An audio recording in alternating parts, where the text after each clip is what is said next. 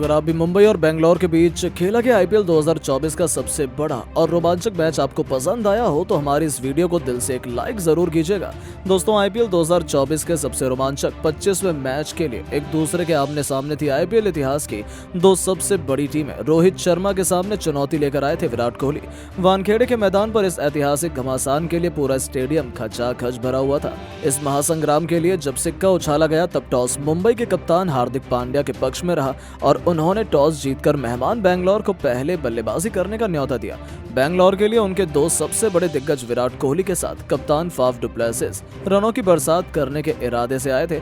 उनके कंधों पर अपनी टीम को जबरदस्त शुरुआत दिलाने की बड़ी जिम्मेदारी थी, लेकिन शायद उन्हें अंदाजा भी नहीं था कि जसप्रीत बुमराह आज क्या करने वाले हैं। आते डुप्लेसी ने पहले ही ओवर में मोहम्मद नबी की आखिरी गेंद पर चौका जड़कर अपना खाता भी खोला।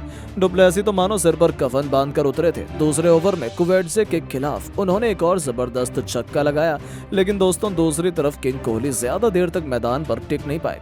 मुंबई इंडियंस के सबसे घातक गेंदबाज जसप्रीत बुमराह ने तीसरे ओवर में विराट कोहली का शिकार कर बेंगलोर को सबसे बड़ा झटका दिया, जहां विराट 9 गेंद खेलकर केवल 3 रन बना पाए। मुंबई फैंस तो अभी से खुशी से झूमने लगे थे, क्योंकि उन्हें सबसे बड़ा विकेट मिला था। नंबर 3 के पायदान पर विल जैकर्स को मैदान में भेजा गया। उन्होंने आते ही बेहतरीन चौके से अपना खाता खोला, लेकिन दोस्तों गरीबी में आटा गीला यह खिलाड़ी भी अगले ओवर में वो भी आकाश माधवाल के सामने घुटने टेक बैठे। आकाश ने इस खिलाड़ी को टीम डेविड के हाथों कैच आउट करवाकर बेंगलोर की कमर तोड़कर रख दी।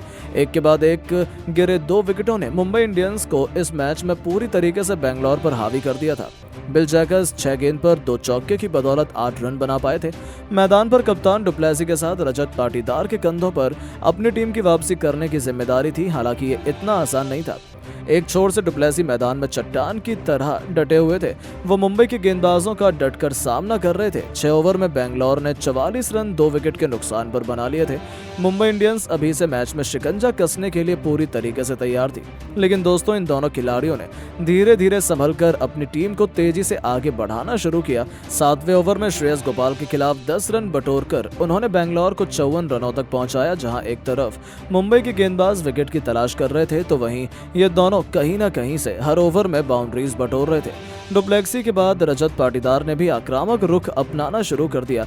10वें ओवर में उन्होंने हार्दिक पांड्या के गेंद को स्टेडियम के दूसरे स्टैंड में छक्के के लिए डिपॉजिट कर 10 ओवर में बेंगलोर को 89 रनों तक पहुंचा दिया। बेंगलोर की पारी पटरी पर वापस आने लगी थी। इन दोनों खिलाड़ियों के बीच 50 रनों की अर्धशतकीय मैच टर्निंग पार्टनरशिप हो चुकी थी, जिसने मुंबई इंडियंस के पसीने छुड़ाने शुरू कर दिए थे। और दोस्तों टेंशन की बात तो ये थी कि रजत पाटीदार तो भूखे शेर की तरह मुंबई के गेंदबाजों का शिकार किए जा रहे थे, लेकिन फिर जो हुआ उसे तो शायद कोई भी कभी नहीं भूल पाएगा। 12वें ओवर में जेराल्ड कुवैटजे की लगातार 2 गेंद पर पाटीदार ने एक के बाद एक 2 आसमानी छक्के लगाए और इसी के साथ केवल 25 गेंद में अपना खौफनाक अर्धशतक ठोककर उन्होंने वानखेड़े के मैदान में सन्नाटा ला दिया था। बेंगलोर फैंस तो जश्न मनाने लगे थे, क्योंकि इसी के साथ इस खिलाड़ी ने अपनी टीम को 100 रनों के पार भी पहुंचा दिया था। बेंगलोर मजबूत स्थिति में आ चुकी थी, लेकिन दोस्तों तभी कुवैटजे ने भी अपनी बेइज्जती का बदला लेते हुए अगली ही गेंद पर पाटीदार को ईशान किशन के हाथों कैच आउट करवाकर एक बार फिर बेंगलोर फैंस की खुशियों को मातम में बदल दिया था। जहां पाटीदार 26 गेंद पर 3 चौके और 4 खौफनाक छक्कों से सजी 50 रनों की बहुमूल्य पारी खेलकर वापस लौटे। उनके आउट होने के बाद अब the big show Glenn Maxwell को भेजा गया था। बेंगलोर फैंस को लगा था कि ये खिलाड़ी तो आज अपने बल्ले से इतिहास ही रच देगा, लेकिन इतिहास तो लिखा है श्रेयस गोपाल ने, जिन्होंने आते ही ग्लेन मैक्सवेल को अपनी फिरकी के जाल में फंसाया और बिना खाता खोले ही इस दिग्गज को वापस भेजकर बेंगलोर के 4 बल्लेबाजों को पवेलियन की शोभा बढ़ाने भेज दिया था। बेंगलोर फैंस तो अपने ये आंसू नहीं रोक पाए थे, क्योंकि मुंबई के सामने उनका सितारों से सजा पूरा बल्लेबाजी क्रम घुटने टेक चुका था। मैदान पर जहां एक तरफ डुप्लेसी अपनी टीम की बर्बादी देख रहे थे, तो वहीं उनका साथ निभाने अब सबसे सीनियर खिलाड़ी दिनेश कार्तिक आ चुके थे। दूसरी तरफ वन मैन आर्मी की तरह डुप्लेसी ने भी 33 गेंद पर अपना अर्धशतक पूरा कर लिया। 15 ओवर में बेंगलोर में 130 रन बना लिए थे। आखिरी 5 ओवरों का ये दोनों बल्लेबाज बखूबी फायदा उठाना चाहते थे। तभी तो 16वें ओवर में गेंदबाजी लेकर आए माधवाल को आड़े हाथों लेते हुए कार्तिक ने विकेट के पीछे अपने अतरंगी अंदाज में एक के बाद एक 4 जबरदस्त चौके लगाए और अपनी टीम को तेजी से आगे बढ़ाना शुरू कर दिया। 17वें ओवर में बेंगलोर 150 रनों का जादुई आंकड़ा पार कर चुकी थी, लेकिन तभी दोस्तों जसप्रीत बुमराह ने बेंगलोर फैंस की आंखों में आंसू लाने का काम किया। आते ही उन्होंने पहले वेल सेट बल्लेबाज बेंगलोर के कप्तान फाफ डुप्लेसिस को आउट कर बेंगलोर की आधी पारी को समेट दिया। जहां बेंगलोर के कप्तान 40 गेंद पर 4 चौके और 3 छक्कों की बदौलत 61 रनों का योगदान देकर वापस लौट गए, तो वहीं अगली गेंद पर बल्लेबाजी करने के लिए महिपाल लोमरर को बुमराह ने पहली गेंद पर बिना खाता खोले एलबीडब्ल्यू कर पवेलियन भेज दिया। 153 रन ऊपर बेंगलोर ने अपने 6 बल्लेबाज गंवा दिए थे। अब मैदान पर दिनेश कार्तिक का साथ निभाने इंपैक्ट प्लेयर सौरभ चौहान आए थे, जिन्होंने आते ही चौके से अपना खाता खोला। लेकिन दोस्तों, जिस बुमराह के सामने बड़े बड़े बल्लेबाज टिक नहीं पाए, वो सौरभ चौहान क्या करते। बुमराह ने आते ही सौरभ को पवेलियन भेजकर ताबूत में एक और कील ठोक दी, तो उनके आउट होने के बाद बल्लेबाजी करने उतरे विजय कुमार व्यस्क को पहली गेंद पर पवेलियन भेजकर उन्होंने अपना पंजा भी खोल लिया था, जिसके सामने बेंगलोर ताश के पत्तों की तरह बिखर गया। लेकिन दोस्तों, दिनेश कार्तिक ने आखिरी ओवर में आकाश माधव के खिलाफ लगातार 2 छक्के और 1 चौका बटोरकर केवल तेज गेंद में ही 5 चौके खतरनाक छक्कों से सजी 53 रनों की बेमिसाल पारी खेली और 20 ओवर में अपनी टीम को 196 रनों तक पहुंचा दिया। मुंबई के लिए सबसे अधिक 4 ओवर में जसप्रीत बुमराह ने 21 रन देकर 5 सफलताएं हासिल की। अब मुंबई के धाकड़ बल्लेबाजों पर इस लक्ष्य को चेस करने की बहुत अहम जिम्मेदारी थी, जो उतना मुश्किल नहीं होना चाहिए था, क्योंकि बेंगलोर का गेंदबाजी क्रम तो पहले से ही कमजोर माना जाता था। मुंबई के लिए उनके 2 सबसे खतरनाक बल्लेबाज रोहित शर्मा के साथ पॉकेट डायनामो ईशान किशन की जोड़ी पारी की शुरुआत करने आई थी। हालांकि उम्मीद के विपरीत पहले 2 ओवर में दोनों बल्लेबाज मुश्किल से केवल 9 रन बना पाए थे। ऐसा लगा था कि बेंगलोर के गेंदबाज कोई नया चमत्कार कर सकते हैं, लेकिन दोस्तों, ये तो केवल एक गलतफहमी थी, जो बहुत जल्द इन दोनों की आंधी में हवा हो गई।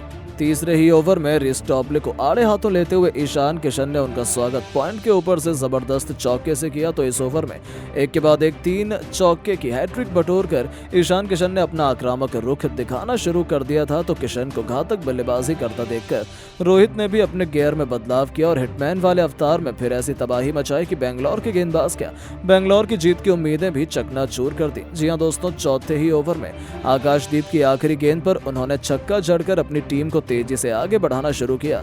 तो 5वें ओवर में बेंगलोर के सबसे बड़े गेंदबाज मोहम्मद सिराज की धज्जियां उड़ाते हुए ईशान किशन के एक के बाद एक 2 छक्के और एक खतरनाक चौका लगाया, तो रोहित ने भी 5वीं गेंद को बाउंड्री के बाहर छक्के के लिए डिपॉजिट कर इस ओवर में कुल 23 रन बटोर डाले और इसे अब तक का सबसे महंगा ओवर बना दिया।